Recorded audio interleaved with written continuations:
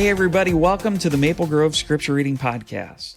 My name is Nick, and I'm the pastor at Maple Grove, and I just want to start by saying Happy New Year.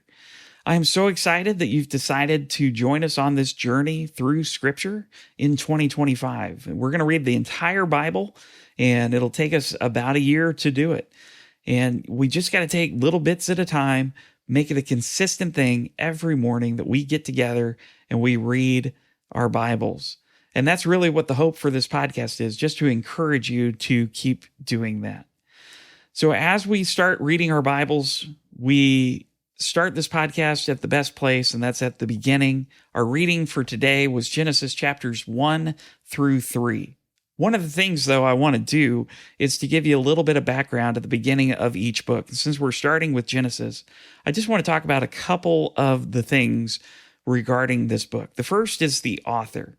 Technically, this book is anonymous. We don't know who wrote Genesis. However, traditionally, both in the Jewish tradition and in the Christian tradition, we believe that Moses wrote this book, that he wrote the first 5 books of the scriptures. That's called the Torah or the Pentateuch. It's the first 5 books of the Bible. And that's a little bit of a spoiler alert for when we talk about the author of the next 4 books as well. But we do look at Moses being the author of this book. One of the other things I wanted to talk about as we started reading through Genesis is the genre. And it's interesting because Genesis doesn't really have one set genre that it is written in. One writer used the analogy of a stained glass window to describe the literary complexity of Genesis chapters 1 through 11, just Genesis chapters 1 through 11. There's poetry, there's prose, there's narrative, there's genealogies. And I think that all of these are going to be important for us to look at. The poetry is beautiful. The narrative is exciting, I think. And the genealogies they're genealogies, but there are some interesting things in them. What I want to do is I want to give, for each chapter, I'm going to give a few notes, give a few ideas that I read through as I was reading through. I took some notes. And so I'm just going to give you a few of those as we go through. But also we want to try and look at some application in particular, because we don't want to just read Scripture to get knowledge of it. We don't want to just read Scripture to read Scripture, but we also want to try to apply it to our lives. We want to have it change us, have the Lord change us as well. Let's get into chapter 1, which is probably very familiar to a lot of people, and it introduces us to the main character of Scripture, and the main character is God. And we see here in this first bit, in the beginning, God created the heavens and the earth. That's the very first verse of chapter 1 in all of the Bible. And it's introducing us to God who created the heavens and the earth. And it shows his power in creation, that he could just speak and things would happen. And he says, on day 1, there's 7 days of creation. On day 1, he created the light. Day 2, he created sky. Day 3 was land and vegetation. Day 4 is sun, moon, and stars. Day 5, it's the sea creatures and the creatures of the sky. And day 6, it's the land creatures. But then in particular, it is mankind. Mankind is created, and there's something special about mankind because they are created in God's image. Nothing else in creation was created this way in God's image, but mankind was. And so that immediately tells us that something special is happening there. Mankind is created in God's image, and then God commands man to do certain things. He says he wants them to be fruitful and multiply. He doesn't not just want, but commands them to be fruitful and multiply, and then to rule over all the other creatures. All the rest of creation, mankind was to rule over them. And then we get to day 7. And in day 7, God rests from his work, and he blesses that 7th day, and he makes it holy. And that's going to come back into play for us in the book of Exodus when we talk about this idea of a Sabbath, taking a day of rest. We are not meant to be in a constant go mode. We are meant to rest, just like the Lord modeled for us on that seventh day.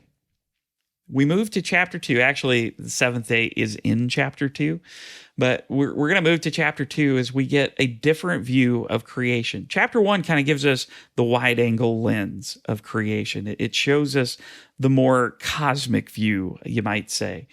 But Genesis 2 really zones in and focuses on the creation of mankind. And so we see God forming man, Adam, out of the dust of the ground. And we see him breathe life into Adam. I think that is one of the most beautiful images, is the God of the universe breathing life into the first man. I think that's so beautiful, that picture. We also see the creation of the Garden of Eden and God planting the garden in the east and then placing Adam into the garden. But he also makes these two trees, the tree of life and the tree of the knowledge of good and evil. So he places Adam into the garden to work and to take care of it. So work is not a terrible thing, but he does work the ground and tend the garden and everything. But he is given one instruction. He is told to do, really not to do one thing. God says, you know what? You can eat from any tree except the tree of the knowledge of good and evil. Don't eat from that tree. That's the one thing that you cannot do. Don't do that. And we know that that's going to come back into play in chapter 3.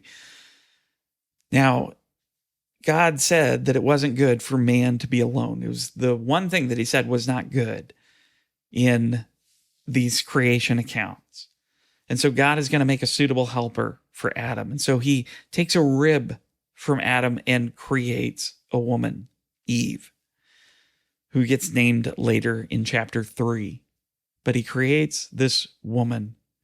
And so now Adam has this suitable helper, helpmate is another way that you can translate that. And they didn't have any shame. And we see that there in verse 25, the very last thing. They had no shame at all. But then we move to chapter 3, and this is where the serpent shows up. And he said that he is more crafty than any of the other wild animals that God had made. And we see that craftiness come in when he's talking to Eve and he twists what God has said. He plants that seed of doubt into Eve where he says, God really say you must not eat from any tree in the garden? Did God really say that? And the woman says, well, we can eat from the trees of the garden. We just can't eat from that one tree in the middle of the garden or we'll die. And the serpent says, you're not going to die. You're not going to die. You're going to be made like God, knowing good and evil. And they ate from that tree. Eve ate from the tree. She gave the fruit to Adam. He ate from the tree. And sin enters the world. They disobeyed God. They wanted to be gods themselves, really. They wanted to say what was good and evil, not trusting the Lord that what he says is good and evil. We see this still today. We see it still today. We call this the fall of man. And we see that they felt shame. They didn't have any shame in chapter 2, and now they feel shame. They're hiding from God. And when God appears and asks Adam, what happened? How did this happen? And Adam immediately blames Eve. He blames the woman. He's like, this woman that you put here, really, he's blaming God. He's like, she did it, but you put her here. You did this. And then the woman's like, well, it wasn't me. It was the serpent who was here. And then God brings these curses down. But there's also a hint of a plan that is coming. To the serpent, he says there will be enmity between the serpent and the woman and her offspring. and her offspring will crush his head, but he's going to strike at the offspring's heel. This is said to be the first messianic prophecy, the first prophecy that is pointing ahead to the coming Messiah, the King. Other curses come down. The woman childbearing is going to become painful. She becomes ruled by her husband. For the man, the ground is becoming cursed and work becomes hard. It's painful toil. And then the first sacrifice happens because God covers them with animal skins and they are exiled from the garden. These first 3 chapters are so important for the rest of the Bible because you are introduced to the main character in God. You are introduced to human beings, and then you are introduced to the problem which needs to be fixed, which it turns out human beings can't fix it on their own. All of these are set up in these first 3 chapters, and we're just going to see it continually happen, this problem of man, until we get to the point where we get the promise that offspring of the woman, the offspring of Eve, Jesus. Jesus is our Messiah. Jesus is the one who has come to save, to crush the head of the serpent.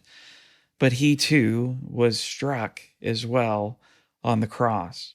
The application here is pretty simple, I think. It's really to keep your focus on the King and to trust God. Adam and Eve didn't trust God. They wanted to be gods themselves. They wanted to say what was good and evil themselves. We still do this today, but we really need to continue to focus on Jesus, to let him say what's good and what's evil. And we're going to see that play out all through Scripture. We're going to see people who want to say what's good and evil for themselves, and we're going to see the arrival of Jesus. Thank you for listening to the Maple Grove Scripture Reading Podcast. If you would like to join us on this journey, you can look in the show notes. There is a link to the Bible reading plan in the YouVersion Bible app. Thanks again, and God bless.